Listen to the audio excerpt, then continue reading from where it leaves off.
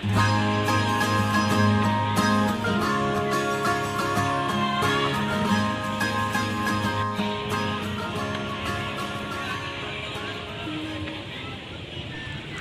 guys.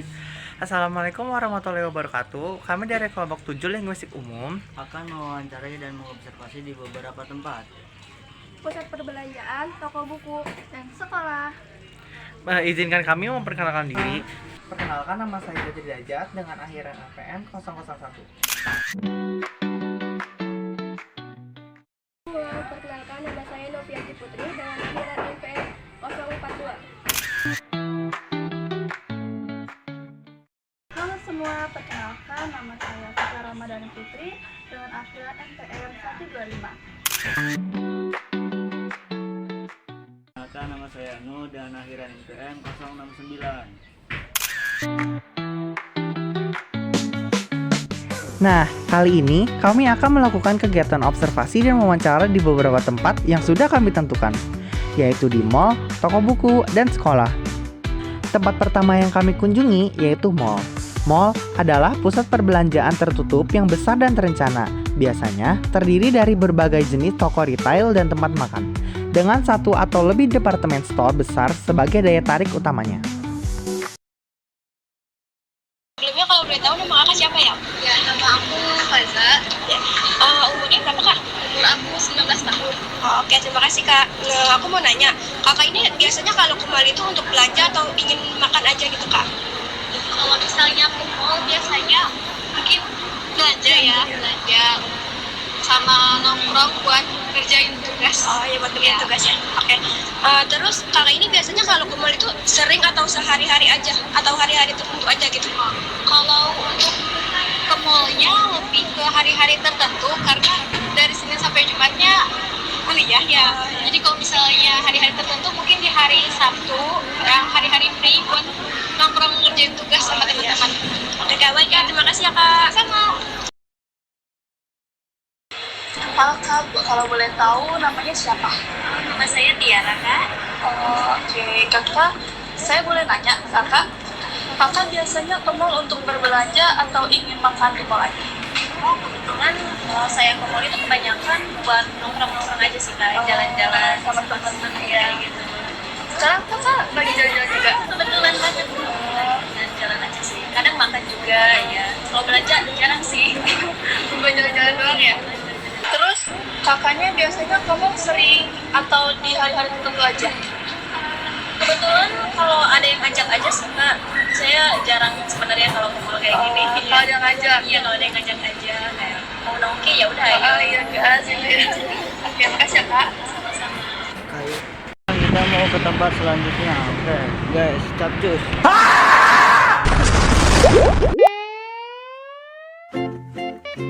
Tempat selanjutnya yang kami kunjungi yaitu toko buku. Toko buku adalah usaha atau tempat fisik yang berorientasi profit untuk menjual berbagai jenis buku serta produk terkait seperti alat tulis dan perlengkapan membaca lainnya.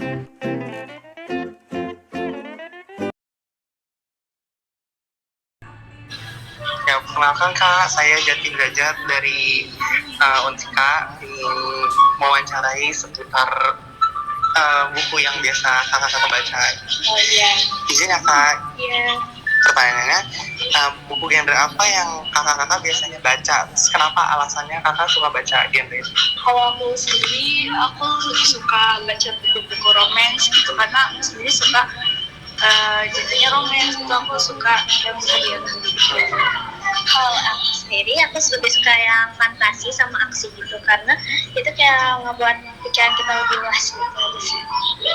Sehingga biasanya kakak membaca buku favorit kakak kapan saja?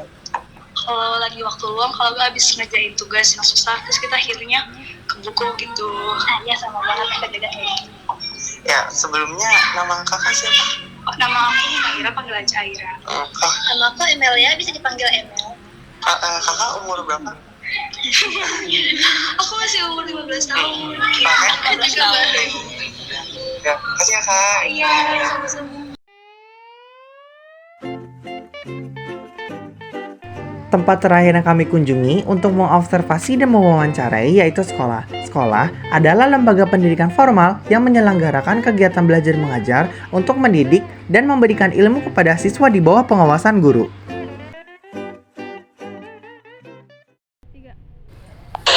Izin wawancara kak? Iya, boleh. Sebelumnya namanya siapa? Perkenalkan, nama saya Nadia Raisa Pratiwi. Umurnya berapa kak? Umur aku 16 tahun. 16 tahun. Nah, jadi di sini kami ada pertanyaan. Menurut kakak, kegiatan apa yang paling menyenangkan saat di sekolah? Biasanya tuh yang bikin seru di sekolah tuh kalau ada kegiatan literasi, terus kegiatan sholat duha, olahraga bareng, sama kumpul-kumpul di lapangan gitu ya. Tadi kan menurut kakak kegiatan yang paling menyenangkan di sekolah itu literasi. Nah, di dalam literasi itu ada apa aja? Ada membaca novel, membuat mading, terus mereview buku juga. Nah, Biasanya biasanya sering baca novel apa kak? Terelie. Salah satunya yang suka aku baca, Janji. Makasih kak. Mas, siapa kalau boleh tahu? Aku Michael Utama Hambatan Cibola. Umurnya? Umurnya masih 16 tahun. Aku boleh tanya, Boleh.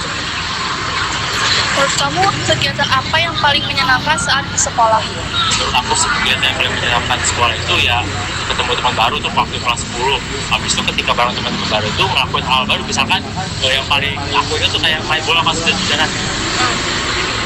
Terus pertanyaan aku berdua, menurut pendapat kamu, kalau ada teman kamu yang berbicara kasar di tempat umum, apa yang akan kamu lakukan? Pertama-tama kita lihat dulu tuh tempat umumnya itu sepi atau ramai. Kalau misalkan sepi kan justru kita lebih enjoy gitu ya. Kalau misalkan ngomong yang lebih frontal gitu. Kalau misalkan ramai itu punya bakal aku tegur gitu karena ya kan ada aja gitu.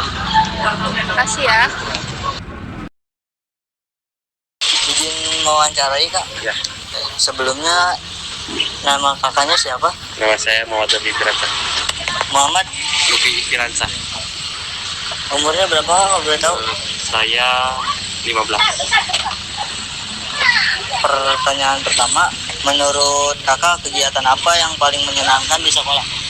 Kalau menurut saya kegiatan paling menyenangkan di sekolah itu eskul. Nah, di sekolah itu ikut eskul apa kak? Eskul badminton sama English Word. Di kegiatan eskul badminton, nah kakak itu eskulnya jam berapa? Dari jam berapa sampai jam berapa aja? Dari jam 10 sampai jam 12. Nah, di situ tuh ngapain aja kak? Itu tuh kadang main terus sama latihan fisik. Terus? Ya cuma dua itu doang. Oke, pertanyaan selanjutnya, menurut pendapat kakak nih, kalau ada temen kakak yang berbicara kasar di tempat umum itu apa yang kakak lakukan? Biasanya sih saya tegur, terus saya kasih tahu buat minta maaf. Kalau nggak buat istighfar gitu. Terima kasih kak atas jawabannya.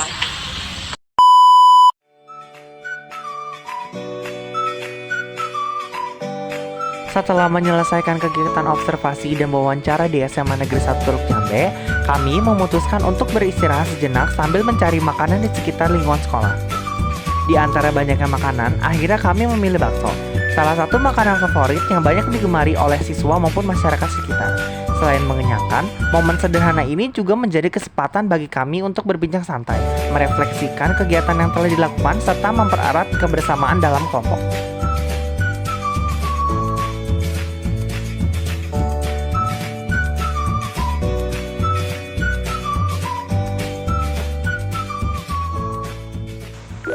Jadi, hasil pembahasan faktor bahasa dan sosial pada tabel ini ialah kata-kata informal dari data observasi seperti kalau, ngerjain, bikin, sampai. Adalah hasil dari penyesuaian penutur remaja usia 15-19 tahun terhadap konteks komunikasi yang santai. Pilihan kata ini didorong oleh dua faktor utama. Satu, faktor linguistik atau efisiensi bicara. Penutur melakukan penyederhanaan dan efisiensi bahasa lisan, memendekkan cepat mereka mengikat kata agar lebih cepat diucapkan, contohnya sampai dan kalau. Penyederhanaan morfologi awalan men sering dihilangkan atau disingkat menjadi eng, seperti pada ngerjain yang seharusnya mengerjakan dan ngajak seharusnya mengajak. Leksnya meluas, mereka memilih kata kerja yang lebih ringkas dan umum digunakan dalam percakapan sehari-hari, seperti bikin menggantikan membuat dan buat menggantikan untuk. 2. Faktor sosiolinguistik atau keakraban sosial. Pilihan kata informal bertujuan membangun dan mempertahankan hubungan sosial. Kesesuaian konteks situasi non formal seperti mall, toko buku, sekolah tidak menuntut penggunaan bahasa baku sehingga kata seperti nongkrong menjadi wajar. Identitas kelompok penggunaan kata-kata seperti kaya, doang, dan aja berfungsi sebagai penanda keakraban dan kode bahasa yang memperkuat solidaritas di antara kelompok sebaya. Tujuannya yaitu untuk mengumpulkan data dan informasi akurat secara langsung dari suatu objek atau fenomena, mendeskripsikan lingkungan dan aktivitas yang terjadi, memahami perilaku subjek, mengidentifikasi pola atau tren, dan memvalidasi data dari sumber lain untuk keperluan penelitian, pemecahan masalah, atau pengembangan ilmu pengetahuan. Jadi kesimpulan yang kami dapatkan setelah mewawancarai beberapa narasumber itu tidak semua narasumber memakai bahasa yang formal ketika di ruang publik. Bahasa yang dipakai di ruang publik itu sangat penting karena berfungsi untuk menyampaikan informasi kepada banyak orang. Bahasa di ruang publik sebaiknya jelas, mudah dipahami, sopan, dan sesuai aturan, supaya orang tidak bingung atau salah mengerti. Demikianlah hasil observasi dan wawancara yang telah kami lakukan. Dari kegiatan ini, kita bisa memahami berbagai informasi serta mendapatkan pengalaman yang bermanfaat. Semoga apa yang kami sajikan dapat menambah pengetahuan dan memberikan inspirasi. Terima kasih atas perhatiannya. Kami kelompok 7 izin undur diri. Kurang lebih ya mohon maaf. Wassalamualaikum warahmatullahi wabarakatuh.